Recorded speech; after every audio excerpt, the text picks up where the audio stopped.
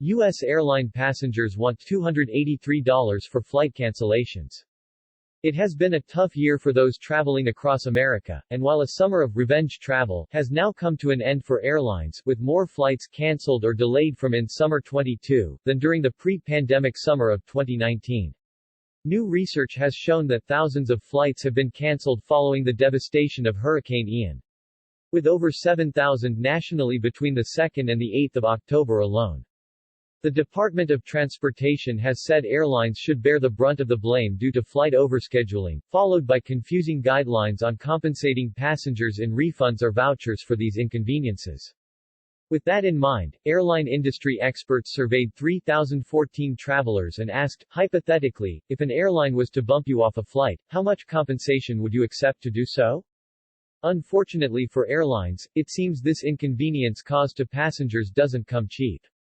The average traveler said they would accept an amount no less than $283 to compensate for the inconvenience of having their booking canceled or rescheduled on a different flight. When broken down across states, this figure was highest in Alaska, where the average traveler would expect more than $534 for the inconvenience caused by a flight cancellation or rebooking. Comparatively, travelers in Delaware appear to be more understanding of these kinds of cancellations and would accept an amount of just $86. The Department of Transportation has created a website that aims to provide travelers with an explanation of each airline's policies when it comes to flight delays and cancellations, making it easier for passengers to understand their rights. Transportation Secretary, Pete Buttigieg, has also called these travel disruptions unacceptable, saying that U.S. airlines should offer meal vouchers to passengers suffering flight delays, as well as hotel lodging accommodations for those stranded overnight. Despite this, more than half, 65%, of respondents said they don't believe the department is doing enough to help travelers in this regard.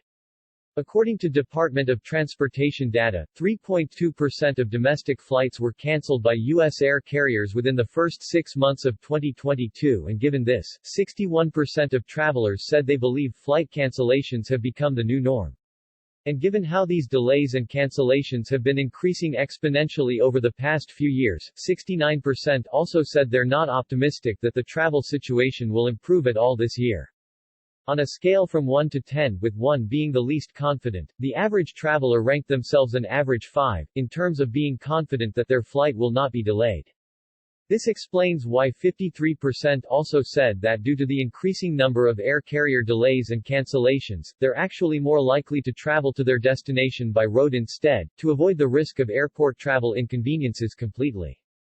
It seems the cost of fuel is cheaper than the cost of inconvenience caused by airlines, and that's saying something.